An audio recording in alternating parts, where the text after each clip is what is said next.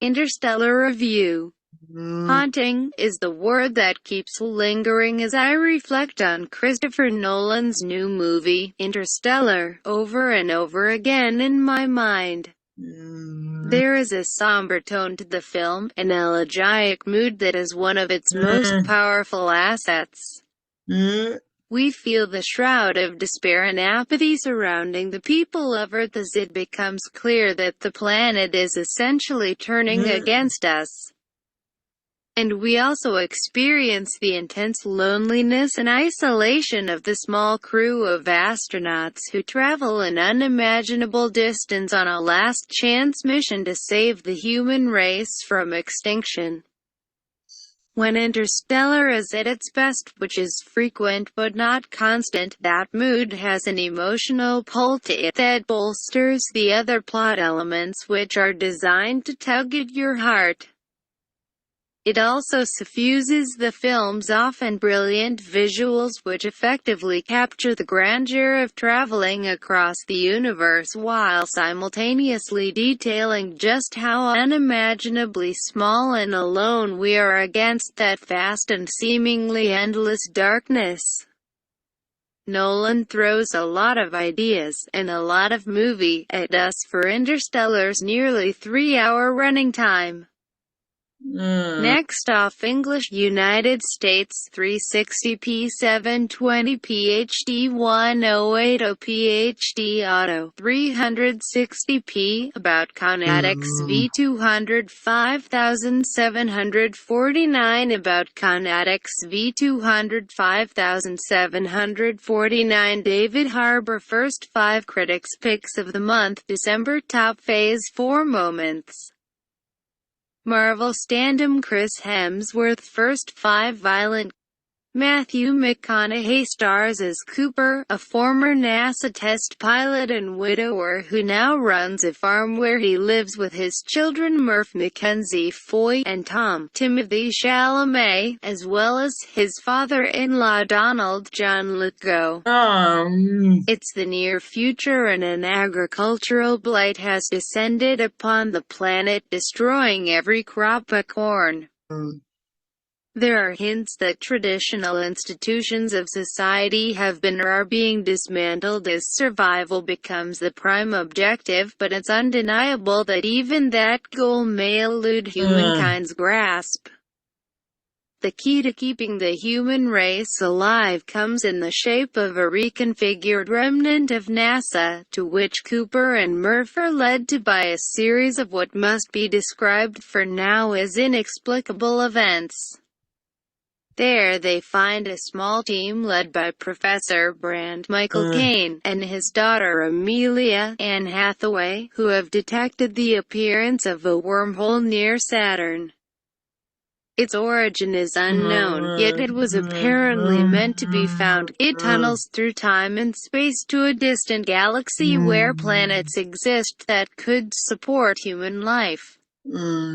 Previous probes through the wormhole by solo explorers have returned ambiguous messages and data at best.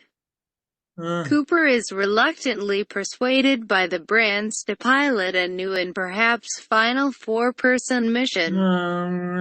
Knowing that the titanic distances they travel will bend time in a way that decades may pass on Earth and Cooper may very well never see his children again. But the death of humanity is almost assured if a habitable planet, and a way to somehow transport our species there, is not found soon. To delve much deeper into the plot, the script was co-written by Nolan and his brother and frequent collaborator Jonathan, would demand the revelation of spoilers that I'm not prepared to give away. But what happens throughout the rest of the film is a balancing act between the personal, emotional, and intimate story of Cooper and his family, and the larger canvas of what is easily the most complex, hard sci-fi film in a long time. Cooper and his crew, Amelia plus scientists Romilly, David Giossi, and Doyle, Wes Bentley, venture to other worlds, grapple with the effects of relativity and even tangle with a black hole. While back home characters age, some die, and others strive to find their own answers to the same questions the crew of the Endurance are trying to solve untold light years from home. Like many of Nolan's films before this one, including The Dark Knight, Inception, and The Dark Knight Rises, the filmmaker's desire to tell us as much story as he possibly can occasionally gets tripped up by both his own heavy-handedness, as well as leaps in logic or story structure that can test one's suspension of disbelief. The Nolan script is big and ragged and feels bloated in some ways. There are scenes, most of them on Earth, that could be compressed or dismissed altogether with a cleverly thought-out image or perhaps a bit of exposition. Although this is already an exposition-heavy movie, the director's propensity for stacking up climaxes or set pieces and then cross-cutting between them actually works to his detriment here, unlike, say, in Inception, because it lessens the impact of what is happening in his main story. With Cooper and the crew, I hate to imagine a scenario where an actress like Jessica Chastain could have her role diminished considerably in a film, but that's kind of the case here. And yet, despite those issues and a penchant for repetition when it comes to his key themes, by the fourth time we hear the main verse from Dylan Thomas's "Do Not Go Gentle Into That Good Night," I found myself thinking, okay, we get it. I can't help but be dazzled, occasionally moved by, and haunted, that word again, by Nolan's galactic adventure. I ultimately have the same relationship with this movie that I have with most of his previous ones, especially the Batman blockbusters and Inception. Their sheer ambition, production value, scope, and earnestness outweigh their flaws in the end. Nolan to me is really a darker, more serious-minded and adult-oriented version of Steven Spielberg when he's working in genre. Only with 2 or 3 endings in his films instead of one contrived happy one that is grafted onto the story like a reverse appendectomy. He shares the same desire to go as big as possible and show the audience sights they've never seen before, and he believes in the story he's telling and the theme he's trying to get across, even if he lacks some of the skills necessary to transmit them as effectively as possible. And yet he is also still capable of a quietly devastating moment like the one in which the crew of the Endurance find out just how much an effect the theory of relativity and the distortion of time has on one short trip to a planet's surface. It all comes down to just 2 words of dialogue and nothing else. There are some big ideas in the movie, and their visual components are handled brilliantly from start to finish. On a pure filmmaking level, Interstellar is jaw-dropping and almost demands to be seen in IMAX. The film is so immersive that you will feel like you're flying through that wormhole or plunging into that black hole. Cinematographer Hody van Hoytema, and production designer Nathan Crowley, The Dark Knight Rises, do a splendid job in creating and filming our blighted future Earth. The mysterious expanses of space and the surfaces of the planets that the Endurance visits. Nolan's trademark requirement that everything be grounded and functional has led to a hybrid of miniatures, fully constructed sets, and CG that is pretty much seamless.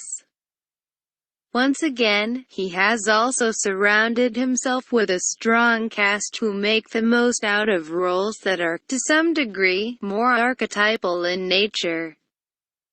McConaughey shines as Cooper, playing a character who seems closer to the actor himself than some of his other recent work, and centering the film with his innate decency and everyman worldview.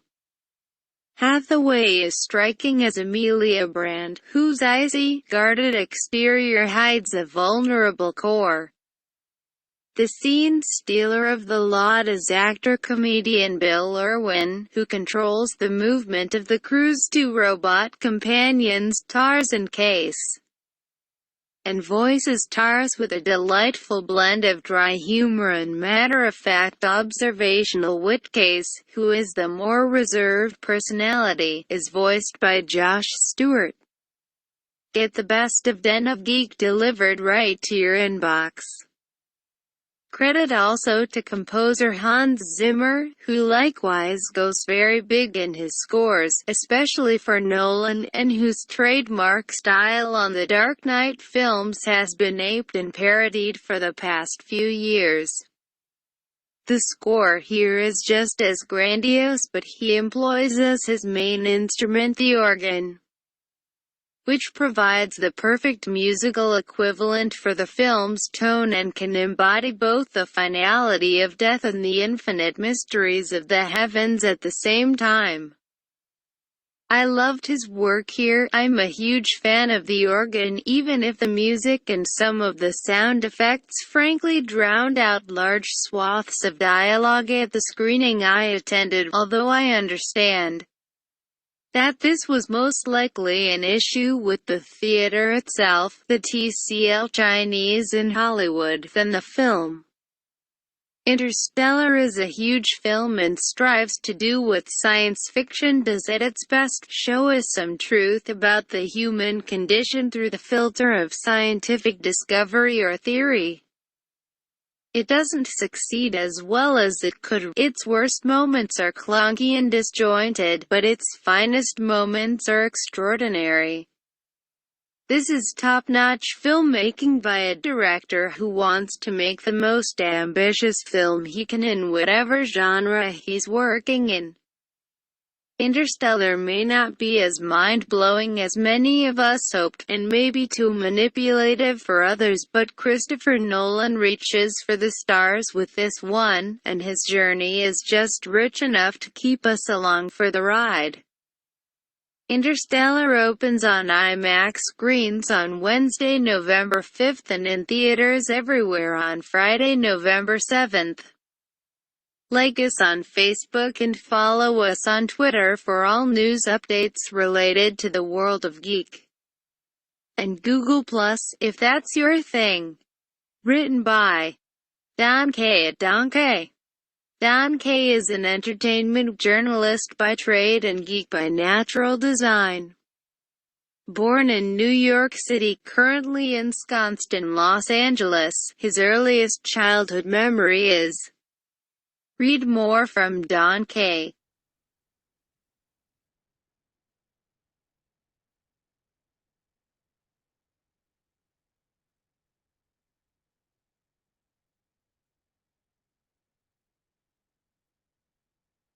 Mm,